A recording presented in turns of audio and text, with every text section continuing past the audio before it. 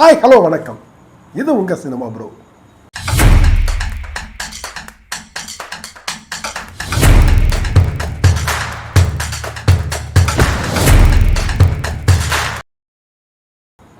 இடையில கொஞ்ச நாள் நம்ம எந்த வீடியோவும் போடலை. அது காரணம் என்னென்னா சிஸ்டம் ப்ராப்ளம் தான். சிஸ்டம் ப்ராப்ளம்னா நான் சொசைட்டி இருக்கிற சிஸ்டத்தை சொல்லலைங்க, என் வீட்டில் இருக்கிற பிசி சிஸ்டத்தை சொன்னேன். அது இடையில கொஞ்சம் காம்ப்ரமைஸ் பண்ண முடியாத ஒரு ப்ராப்ளத்தில் சிக்கிருச்சு. அப்புறம் அதெல்லாம் சரிகரி பண்ணி இப்போ ஓரளவுக்கு எல்லாம் கரெக்டாகிருச்சு. அது மட்டும் இல்லாமல் இடையில நான் கொஞ்சம் பெங்களூர் சேலம்லாம் ஒரு ஸ்டோரி டிஸ்கஷனுக்காக போக வேண்டி இருந்துச்சு. இப்போ எல்லாமே சரி பண்ணிவிட்டு மறுபடியும் பேக் டு த பெவிலியன் மாதிரி வீடியோக்குள்ளே வந்துட்டேன். அதுக்கு இடையில போன வருஷம் ஜனவரி மாதம் நானும் என் நண்பனும் சேர்ந்து ஒரு சேனல் ஆரம்பிக்கலாமா அப்படின்னு பேசின உடனே அது என்னடானா இமீடியட்டாக அந்த சேனல் உங்களோட பார்வைக்கு வந்துச்சு. அப்படி வந்த சேனல் தான் என்ன மச்சி சொல்லு மச்சி. அது காலப்போக்கில் சினிமா ப்ரோவாக மாறிச்சு.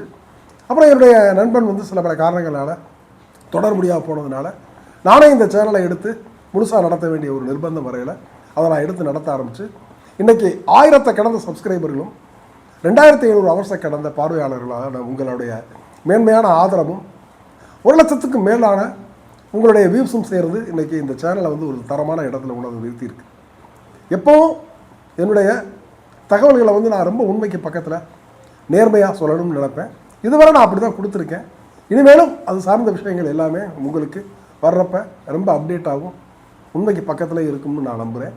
இப்போ நாம் இந்த சிக்மெண்ட்டில் என்ன விஷயங்களை பார்க்க போகிறோம் அப்படின்னா, இடையில இந்த 1.5 மாதம் போடாத பல்வேறு விஷயங்கள் எல்லாம் கலந்த ஒரு கதம்பமான வீடியோவில் நாம் பார்க்க போகிறது என்னென்னா, பத்மா சென்னையில் துப்புரவு தொழிலாளியாக வேலை பார்த்துக்கிட்டு இருக்கிற அந்த பத்மாங்கிற சகோதரி அவங்க செஞ்ச ஒரு அற்புதமான விஷயம் எல்லாருக்கும் தெரிஞ்சது தான்.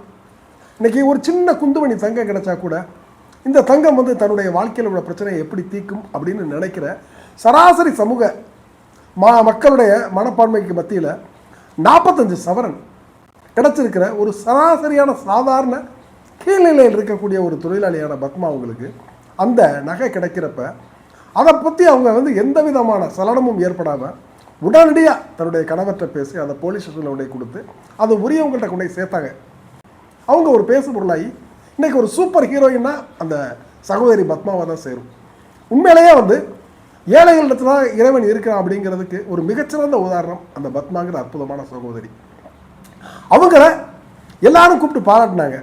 நம்ம முதலமைச்சர் கூட அவங்கள கூப்பிட்டு ஒரு 1,00,000 ரூபா பணம் கொடுத்து அவங்கள கௌரவிச்சார். பல அமைப்புகள் அவங்கள கூப்பிட்டு பாராட்டினாங்க. உண்மையிலே அற்புதமான செயல். இதை இப்போ நம்ம சூப்பர் ஸ்டார் ரஜினி சார் என்னென்னா, ரஜினி சார் கூட ஒருத்தர் ஒரு 10 நிமிஷம் டைம் ஸ்பெண்ட் பண்ணுறது அவ்வளவு அசாத்தியமான ஒரு விஷயம். அப்பேற்பட்ட சகோதரி பத்மாவை எல்லாரும் கூப்பிட்டு பாராட்டுறது மாதிரி நம்ம சூப்பர் ஸ்டார் ரஜினிகாந்த் அவர்களும் கூப்பிட்டு பாராட்டினார்.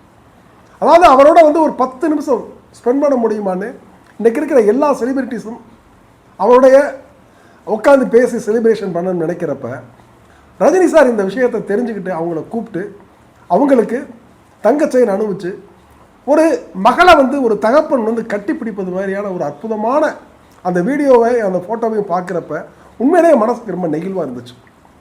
இன்றைக்கி ரஜினி அரசியல் கட்சியில் இல்லை, அவர் அரசியல் கட்சி ஆரம்பிக்கலை அப்படின்றத டிக்ளேர் பண்ணிட்டார். அதனால் அவருக்கு இது மாதிரியான விஷயங்கள்லாம் தேவையே இல்லை. அவர் ஒரு பெரிய அரசியல் கட்சி ஆரம்பிக்கிறோம் அப்படின்லாம் ஆசைப்பட்டார். ஆனால் தன்னுடைய உடல் மற்றும் சமூக அமைப்பில் அது சரி வராதுன்னு தெரிஞ்சு அது வித்துட்ரா வாங்கிட்டார். ஆனால் இன்றைக்கி நடிகர் கமல்ஹாசன், விஜய் போன்றவர்களாம் கட்சி ஆரம்பிச்சிருக்காங்க.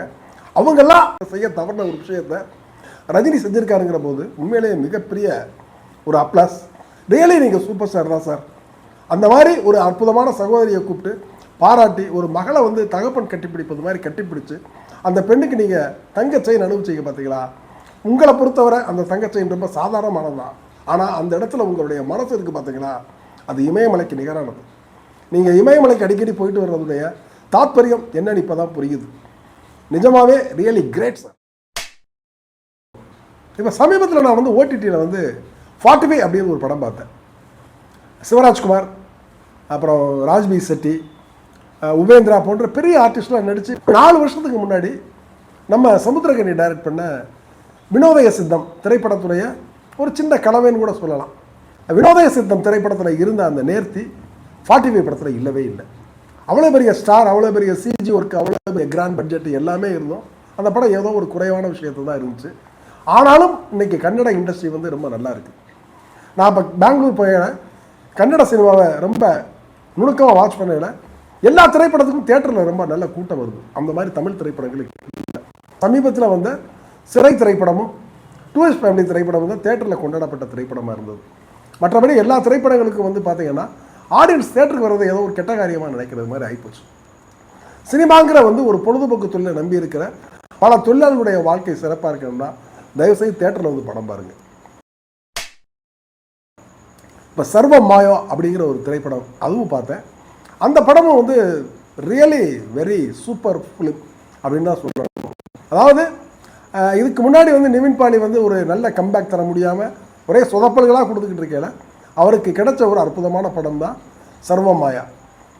படத்துடைய தின் லைன் அப்படின்னு பார்த்தோம்னா, ஒரு மியூசிஷியன் அவனுக்கு வந்து வாழ்க்கையில் வந்து பெருசாக ஜெயிக்க முடியலைங்கிற கோபமும் ஏக்கமும் இருக்கையில் மறுபடியும் தன்னுடைய தாய் கிராமத்துக்கு வர்றான்.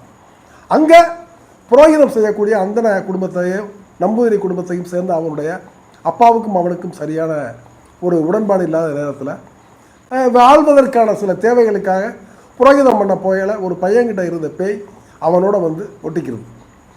இப்போ தமிழ் சினிமாவில் வழக்கமாக வந்து நம்ம பேய் படம்னா வந்து காஞ்சனா, அரண்மனை மாதிரி படங்களில் வர்ற பேய்களை தான் நம்ம பார்த்துருப்போம். ஆனால் இதில் வர்ற பேய் மாதிரியே இருக்காது. ஒரு பக்கத்து வீட்டு பொண்ணு மாதிரி தன்னுடைய ஆசைகள், அபிலாஷைகள், தன்னுடைய இயக்கங்கள் எல்லாத்தையும் சொல்கிறது மாதிரியான ஒரு படமாக வந்து அந்த படம் எடுக்கப்பட்டிருக்கு. த எக்ஸ்ட்ராடினரியான ஃபிலிம் மேக்கிங், நல்ல ஸ்கிரிப்டு. படத்தில் வந்து பார்த்தீங்கன்னா நிவின் பாலி படம் முழுக்க வேஸ்ட் கட்டிட்டு வர்றாரு. நம்ம தமிழ் ஹீரோக்கள் வந்து நம்மளுடைய தமிழ் கலாச்சாரத்தை எல்லா படங்கள்லையும் நாம் சொல்கிறோம். ஆனால் நம்ம ஹீரோக்கள் வந்து வேஷ்டி கட்டுறதையோ தமிழ் கலாச்சாரம் சார்ந்த ஜல்லிக்கட்டோ அல்லது பொங்கல் மாதிரியான ஃபங்க்ஷனோ நம்ம பண்ணாமல் தான் நாம் படங்களை பண்ணிக்கிட்டு இருக்கோம். ஆனால் மலையாள திரைப்படங்களை பார்த்தீங்கன்னா ஏதாவது ஒரு இடத்துல எப்படியாவது அந்த கேரள கலாச்சாரத்தை வந்து மீறாமல் அவங்க அந்த கதாநாயகனும் அந்த அந்த கதாபாத்திரங்களும் ஏதோ ஒரு இடத்துல வந்து அந்த கதகளி டான்ஸ், மோகினி ஆட்டம், அப்புறம் பூரம் திருவிழா, இந்த மாதிரி ஏதோ ஒன்று கதையை கனெக்ட் பண்ணுறது மாதிரி செய்கிறாங்க. அது ஏன் நாம் செய்ய மாட்டேங்கிறத நினைக்கிறப்ப உண்மையிலே சங்கடமாக இருக்குது. அந்த படத்தை நீங்கள் பார்த்தீங்கன்னா நிவின் பாலியும் அந்த படத்தில் நடித்த அந்த ஹீரோயினும் அவ்வளோ அழகாக ஸ்கோர் பண்ணியிருக்காங்க. படத்தை வந்து அகில் சத்யன் டைரக்ட் பண்ணியிருக்காரு. இந்த அகில் சத்யன் யாருன்னா டைரக்டர் சத்யநந்திகாருடைய பையன். உண்மையிலேயே ஃபஸ்ட்டு படமாக அப்படின்னு தெரியல. ஃபஸ்ட்டு படமாக இருந்துச்சுன்னா ரியலி ஒரு சூப்பரான எதிர்காலம் அவருக்கு இருக்குது. ஸோ இந்த படத்தை நீங்கள் வந்து பார்க்குறப்ப அப்படி ஒரு ஃபீல் உங்களுக்கு நிச்சயமாக கிடைக்கும். பாருங்கள், நான் சொன்ன விஷயங்கள் உங்களுக்கு வந்து கனெக்ட் ஆகும் நான் நினைக்கிறேன். இது மாதிரி தொடர்ந்து பல்வேறு வகையான சுவாரஸ்யமான சம்பவங்களை நம்மளுடைய சேனலில் வந்து நீங்கள் வந்து தொடர்ந்து பாருங்கள், சப்ஸ்கிரைப் பண்ணுங்கள், உங்களுடைய நட்பு வட்டங்களுக்கு ஃபார்வர்ட் பண்ணுங்கள், உங்களுடைய கருத்துக்களை தாங்க. என்றென்றும் நன்றிகளுடன் நவரத்னம் நவபாரதி. இது உங்கள் சினிமா ப்ரோ. நன்றி, வணக்கம்.